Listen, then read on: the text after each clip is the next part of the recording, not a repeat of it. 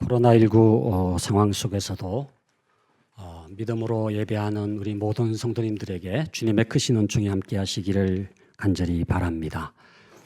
또 이렇게 온라인으로 예배를 드리시는 여러분들 정말로 하나님의 임재 속에서 진실된 예배로 영광 돌릴 수 있기를 간절히 바랍니다. 저도 이렇게 오래간만에 온라인 예배 드리다가 이렇게 오프라인 예배에 함께 참석하니까 너무 좋은 거예요. 우리 온라인 예배를 들으시는 분들 신청을 하셔서 함께 오프라인에 참여하시고 우리 모든 성도들이 함께 대면하면서 예배 드릴 수 있는 날이 속히 올 수 있기를 간절히 바랍니다. 우리는 정말 한 번도 경험하지 못한 삶을 지금 살고 있습니다.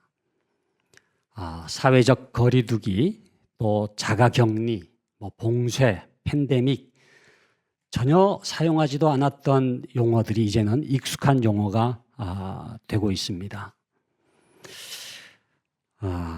어떻게 하면은 이 코로나19 상황 이후에 펼쳐질 포스트 코로나 시대를 살아갈 수가 있겠는가? 우리가 이 시기를 잘 넘기는 것도 중요하고 방역 수칙을 지키고 위생의 만전을 기하는 것도 중요하지만 이 포스트 코로나 시대에 하나님께서 어떤 삶을 살기를 원하시는지 그 의미를 깨닫는 것이 중요하다고 생각을 합니다. 하나님께서 이 코로나19 이후에 저희들에게 촉구하시는 삶이 있다면은 본질을 회복하는 삶이라고 생각을 해요. 이 팬데믹 상황 속에서 지금 전 세계의 많은 백성들이 질문을 합니다. 국가란 무엇인가? 정치란 무엇인가? 또 우리가 이제 온라인 예배를 드리게 되면서 많은 분들이 교회란 무엇인가? 예배란 무엇인가? 질문을 제기하지 않습니까? 오늘 특별히 교육주의를 맞이하면서 또 가정의 달 마지막 주일을 보내면서 가정이란 무엇인가? 부모란 누구인가? 교육이란 무엇인가? 이런 질문을 다시 한번 던지면서 원래 그 하나님께서 디자인하신 그런 교육, 그런 가정을 회복할 수 있는 기회가 될 수 있기를 간절히 바랍니다. 코로나19의 가장 중요한 특징은 사회적 거리두기라는 생각이 들어요. 예? 거리를 둬야 되잖아요. 그래서 모임에도 가지를 않고 자녀들은 학교도 가지를 못하고 학원도 가지를 않고 심지어는 교회 학교마저 가지를 못하고 남아있는 공동체가 뭡니까? 가정이에요. 가족이에요. 그야말로 모든 관계가 끊어졌을 때에 남아있는 그 원초적인 관계가 바로 가족의 관계였다는 것이죠. 저는 이것을 가정의 재발견이라고 부르고 싶습니다. 떠나갔던 자녀들이 돌아왔어요. 떠나갔던 부모들도 돌아왔어요. 그래서 가정이라고 하는 곳에서 다시 대면을 하면서 원초적인 가정으로 회복되면서 가정의 소중함을 다시금 생각하게 되는 계기가 되고 있다고 하는 것입니다. 요즘에 이 코로나19로 인해서 여러 번의 긴급 재난 문자를 받지 않습니까? 저도 그냥 요즘에 줌으로 수업을 합니다만은 수업을 하는 중간에 그냥 진동이 울려서 보면은 이제 재난 문자인데 제가 잊을 수 없는 재난 문자가 있습니다. 3월 8일로 기억하는데요. 주일 아침에 재난 문자가 왔는데 제가 이제 경기도에 살기 때문에 경기도청에서 보낸 재난 문자입니다. 이렇게 되어 있습니다. 경기도청, 모임 예배를 통한 코로나19 감염 사례가 있으니 모두의 안전을 위해 가정 예배를 당부드립니다. 제가 이제 두 가지 생각을 했어요. 하나는 이 정부라든지 이 지방자치단체가 너무 이 종교 문제까지 이렇게 관여하는 게 아닌가 그런 생각을 하면서 또 하나는 우리가 가정 예배를 너무 안 드리니까 경기도청에서 가정 예배를 드리라고 하는구나. 그런 도전을 받았습니다. 야, 그렇구나. 여기에도 하나님의 뜻이 있구나 하는 생각을 하게 됐습니다. 여러분, 신명기 6장 7절에서 말씀하고 있잖아요. 내 자녀에게 부지런히 가르치라. 하나님께서 부모에게 자녀 교육의 사명을 맡기셨거든요. 우리에게 부지런히 가르치라고 말씀을 하셨잖아요. 그런데 우리는 보내는 사람으로 전락을 했어요. 학교를 보내고 학원을 보내고 또 신앙교육도 교회 학교를 보내고, 그런데 그 보냈던 아이들이 돌아온 거예요. 부모의 품으로 돌아오고 가정의 품으로 돌아오고 가족의 품으로 돌아왔습니다. 이것이 너의 사명이라, 가정의 사명이고 부모의 역할이라고 하는 것을 주님께서 깨우쳐 주시고 있는 것은 아닌가 하는 것입니다. 여러분, 자녀들과 함께 있는 시간이 길어지면서 너무 힘드신 분들이 많죠. 자녀들은 더 힘들다 그러더라고요. 부모님과 함께 있는 시간이 길어질수록. 근데 여러분, 그러한 시간을 통해서 그전에 경험하지 못했던 것을 경험하고 있습니다. 교회 학교에 그냥 보냈는데 그 아이들이 어떤 신앙교육을 받는지를 지금 온라인으로 보내주는 그 영상물을 통해서 옆에서 지켜보게 된 거예요.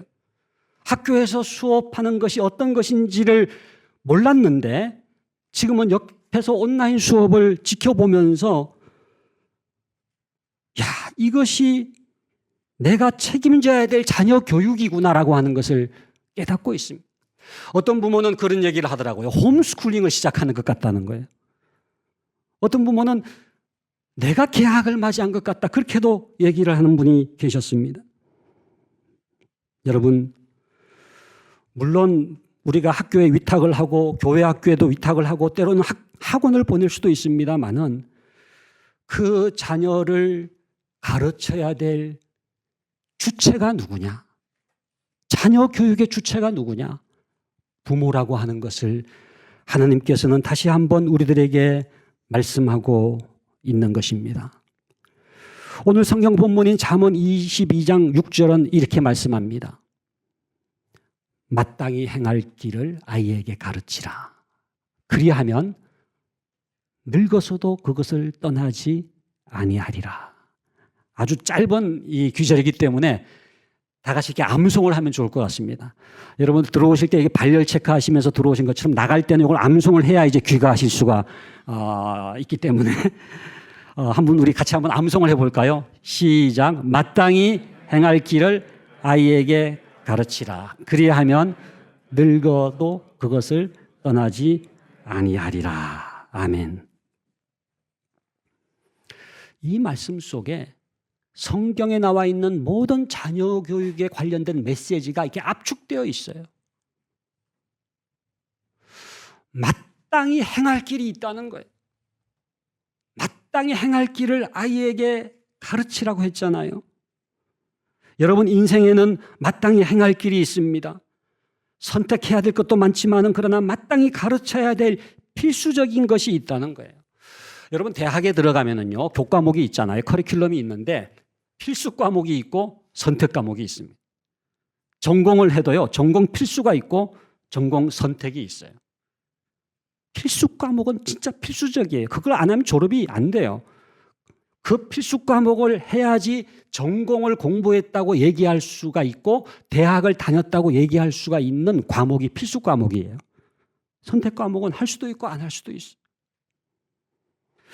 여러분, 인생에 있어서 마땅히 행할 길, 필수적인 것이 있다. 그런데 안타깝게도 오늘날 우리의 자녀들은 진정 필수적으로 깨달아야 될 것들을 깨닫지 못한 채 선택적인 것만 교육을 받는 경향이 있다고 하는 것입니다. 이 마땅히 행할 길이라고 하는 이 표현을 보면은요, 이 길이라고 하는 단어가 나오잖아요. 여기 히브리어로는 다르코라는 단어인데, 이 피라고 하는 단어가 합해져 가지고 피 다르코, 이게 이제 마땅히 행할 길 이런 단어인데요. 번역을 하면 이렇게 됩니다. 입구, 피가 입구라는 뜻이거든요. 그 길에 입구가 있다는 거예요. 그래서 우리 부모들이 또 우리 교회학교 교사들이 신앙의 선배들이 우리의 다음 세대를 우리의 아이를 그 길의 입구로 안내를 해야 된다는 거예요. 그래서 마땅히 가야 할 그 길을 들어서게 해야 된다는 거예요. 그러면 그 아이가 쭉 그 길을 따라갈 수 있도록 그 길의 입구로 인도해야 될 책임이 있다고 하는 것입니다. 우리 사랑하는 성도님들이 우리의 자녀들 또 우리 교회학교 교사들 우리의 아이들을 바로 이 그 길의 입구, 생명의 길의 입구, 영생의 길의 입구, 믿음의 길의 입구에 들어설 수 있도록 안내하는 마땅한 사명을 감당할 수 있기를 간절히 바랍니다. 오늘날 시대의 특징 가운데 빼놓을 수 없는 게 상대주의잖아요. 상대주의. 모든 것은 상대주의라고 생각해요. 그래서 너만 진리냐? 나는 이렇게 생각한다. 기독교도 하나의 진리겠지만 다른 종교도 있지 않느냐? 소위 복수의 시대입니다. 종교들, 진리들, 세계관들, 가치관들 그중에서 자기 취향에 맞게 선택해서 사는 것이지 절대적인 것은 없다고 생각하는 풍조가 만연하지 않습니까? 다 변한다. 문화도 변하고 이념도 변한다. 과거에는 옳은 것이 현재는 옳지 않은 것이 너무나 많은 것이 사실이지 않습니까? 그러나 세상은 크게 두 가지로 구분이 돼요. 영원한 것, 영원하지 않는 것, 변치 않는 것과 변하는 것. 뭐가 마땅한 길이냐? 영원한 것입니다. 변치 않는 그 길입니다. 우리가 하나님을 예배할 때에도 방식은 바뀔 수가 있어요. 오프라인 예배가 있을 수도 있고 온라인 예배가 있을 수도 있습니다만은 형식은 다르지만은 신령과 진정의 예배를 드려야 하는 것입니다. 세상의 법과 제도는 변합니다. 그러나 하나님의 성품, 하나님의 공의, 하나님의 사랑은 변개치 않는 거예요. 마땅히 행할 길은 바로 그 변치 않는 진리를 의미하는 것입니다. 우리의 자녀들에게 이 변하지 않는 것, 사라지지 않는 것, 이 영원한 것, 이것을 가르치는 것, 그것이 바로 마땅히 행할 길을 아이에게 가르치라고 하는 말씀인 것입니다. 두란노에서 나온 책 가운데 테드 워드가 쓴 자녀 교육을 깨운다라는 책이 있습니다. 아주 얄팍한 책입니다만은 굉장히 내용이 좋아요. 그 부제가 뭐라고 붙어 있느냐 하면 올바른 가치관은 가정에서 이렇게 붙어 있는데 그 책의 원래 그 영어 책 제목이 이겁니다. Values begin at home. 가치관은 at home, 가정에서부터 시작된다. 그런 책 제목이에요. 그 책의 내용이 이렇습니다. 가정이라고 하는 것은 what, 무엇을 가르치는 곳이 아니라 why, 왜를 가르치는 곳이다. 여러분, 무엇이라고 하는 것은 학교에서 많이 배워요. 근데 가정이 중요한 이유는 뭐냐 하면요, 왜를 배운다는 거예요. 바로 가치관이요, 도덕의 기준을 배운다는 거예요. 그래서 그 가정에서 그 자녀의 가치관이 형성되고 도덕성이 형성된다. 그게 그 책의 핵심적인 내용입니다. 많은 지식을 배우는 것보다 더 중요한 것이 왜 공부하는지를 아는 거예요. 내가 누군지 정체성을 아는 거예요. 내가 어떤 방향으로 살아야 될지 삶의 방향과 목적을 아는 거예요. 그게 바로 why, 왜, 그 기준이 형성되는 것이거든요. 여러분들의 자녀들, 우리 높은 뜻 광성교회 다음 세대들의 그 가슴 속에요, 스탠다드, 하나님의 스탠다드가 새겨져요. 하나님의 기준. 이게 마땅히 행할 길이거든요. 그게 새겨지면, 그 기준이 새겨지면은요, 어디 갖다 놔도 됩니다.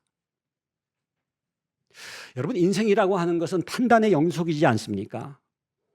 우리의 자녀들이 앞으로 살아가면서 이것을 해야 될지 저것을 해야 될지, 이게 옳은지 저게 옳은지 계속 판단의 연속을 경험하게 될 거예요.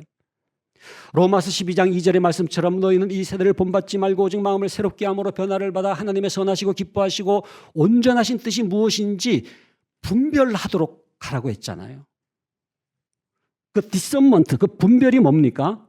그게 옳은지 그른지를 구분하는 거예요. 행할지 말지, 가야 할지 가지 말아야 될지 판단의 그 기준, 그것을 가지고 분별을 하는 것이거든요. 이 세상이냐 하나님이냐를 판단할 수 있는 기준을 세우는 것이잖아요. 우리의 자녀들 마음속에 바로 그 기준, 마땅히 행할 길, 그게 새겨지면 그 아이는 반듯하게 자라게 될 줄로 믿습니다. 가정에서부터 자녀의 도덕성과 가치관이 형성되는 거예요. 학교에서 무슨 도덕 시간에 100점을 맞았다고 그 아이가 도덕적인 인간이 되는 게 아니에요. 그 아이의 마음속에 그 기준이 있느냐, 마땅히 행할 길이 무엇인지를 분간할 수 있는 그 스탠다드가 있느냐. 그것은 믿음의 가정에서 형성되는 것입니다. 오늘 이 본문 말씀에서 마땅히 행할 길을 아이에게 가르치라고 할 때 그 가르치라는 히브리어 단어가 하나크라는 단어를 쓰고 있는데요. 요거는 일반적으로 그냥 이렇게 지식을 전달한다 그런 뜻이 아니고요. 이 봉헌식이라든지 낙성식 같은 데에 이렇게 헌신하는 거 있잖아요. 서약하는 거 있잖아요. 그러니까 마땅히 행할 길을 걸어갈 수 있도록 그 아이의 습관과 태도와 성품을 형성시키는 것, 이게 바로 하나크, 가르치라는 뜻이거든요.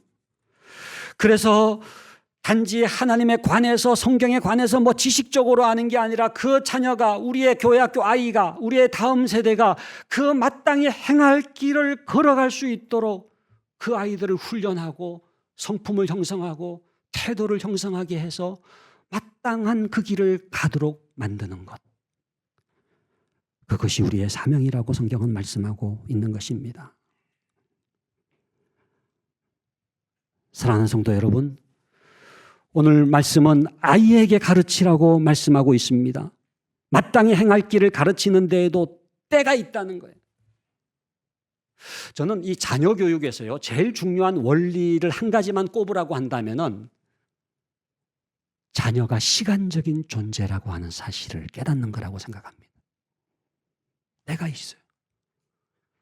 자녀에게는 때가 있어요. 그 때가 지나가면은 후회해도 소용이 없어요. 여러분, 자녀가 때로는 너무나 따분하기도 하고 또 고통스럽기도 하고 자녀를 양육하는 것이 힘들기도 하지만은 그러나 때가 있습니다. 그 자녀가 늘 여러분들하고 함께 있는 게 아니잖아요. 발달 심리학자들도 얘기하는 게 뭡니까? 그 발달의 단계마다 발달 과업이 있다는 것 아니에요. 그때가 아니면은 안 되는 너무나 중요한 그 시기마다의 어떠한 중요한 과업이 있다는 것 아닙니까? 특별히 어린 시절에는 모든 것이 형성되는 시기이기 때문에 여러분 어릴수록 너무나 중요한데 그 시기를 놓치지 말고 그 아이에게 마땅히 행할 길을 가르치라고 성경은 말씀하고 있습니다.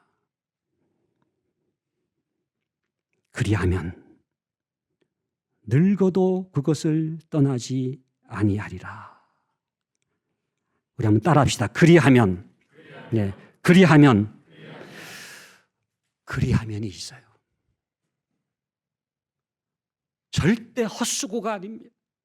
때로는 그야말로 밑빠진 독에 물 붓기 식으로 그야말로 아무런 수고를 해도 열매가 없는 것처럼 허무한 것을 느낄 때가 있지만은 그리하면이 있습니다.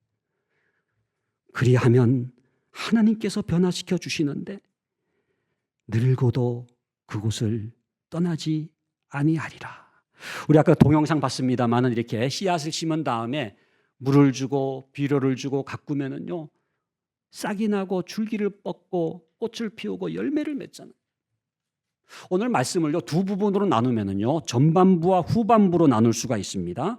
전반부는 마땅히 행할 길을 아이에게 가르치라고 되어 있고 후반부는 늙어도 그것을 떠나지 아니하리라고 되어 있는데 그 사이에 뭐가 있습니까?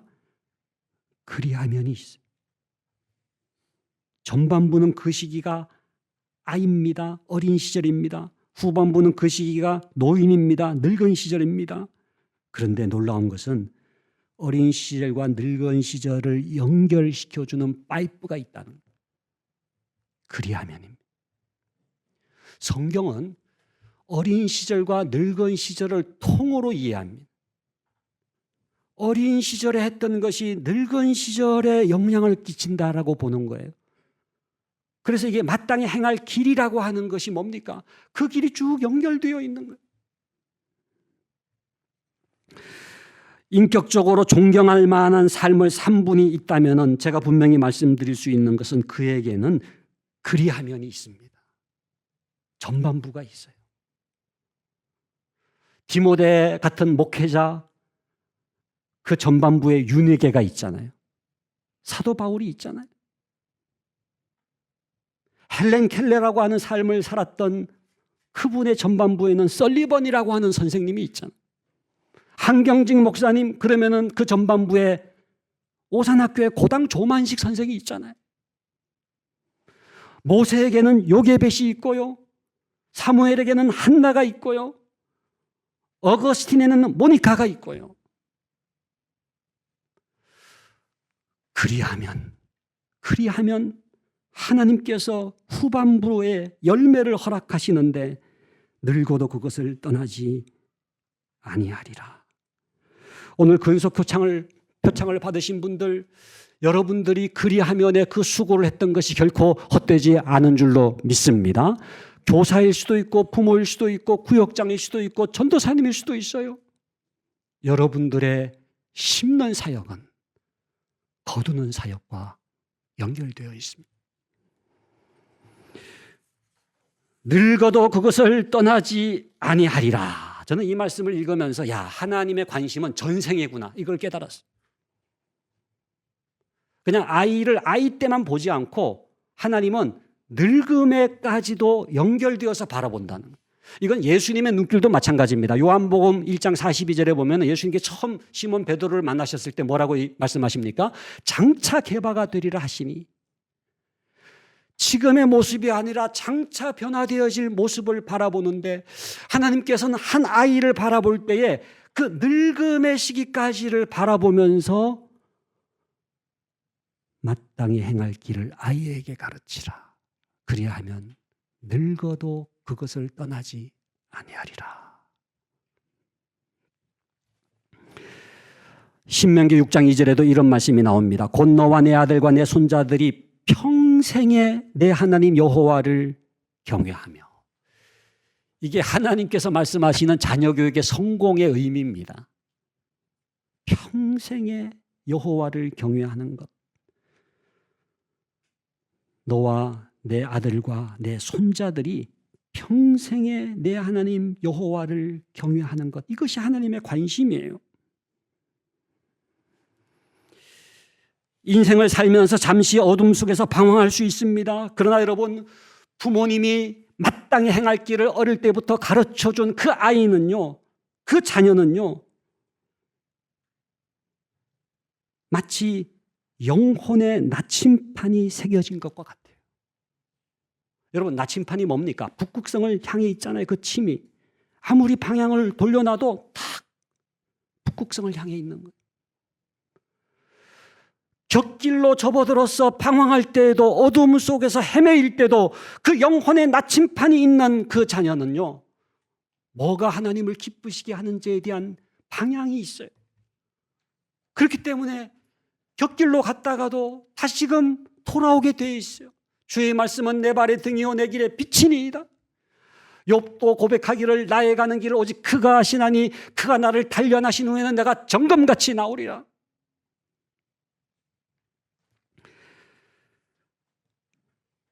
사랑하는 성도님들, 여러분들의 자녀들, 그리고 우리 교회 다음 세대들, 이 나라의 다음 세대들의 그 마음속에 영혼의 나침판을 새기는 일에 관심을 가집시다. 많은 것을 가르치는 게 중요한 게 아니에요. 나침판, 삶의 방향, 정체성, 내가 어디로부터 태어나서 어디로 돌아가는 존재인가를 깨닫는 것, 하나님이 기뻐하시는 것과 그렇지 않은 것을 구분할 수 있는 스탠다드, 그것을 새기는 거죠.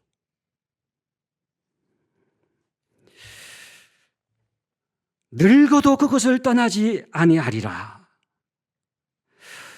여러분, 나이가 들면 들수록요, 중요한 것이 있다고 생각됩니다. 그게 뭐냐 하면은 떠나지 않는 거예요. 늙어도 그것을 떠나지 아니하리라. 우리 연세드신 사랑하는 성도님들, 떠나지 마시기를 바랍니다. 믿음의 길로부터 떠나지 마시기를 바랍니다. 생명의 길로부터 떠나지 마시기를 바랍니다. 여러분, 성공이라고 하는 것은 딴 게 아니에요. 뭐 돈을 많이 벌고 무슨 뭐 명예가 있고 사회 경제적 지위가 높고, 그게 아니라 떠나지 않는 게 성공인 줄로 믿습니다. 영생의 길을 떠나지 않고, 의의 길을 떠나지 않고, 믿음의 길을 떠나지 않는. 우리 자녀 교육에 있어서도 가장 중요한 것은 그 자녀들로 하여금 생명의 길에서 떠나지 않는, 믿음의 길에서 떠나지 않는.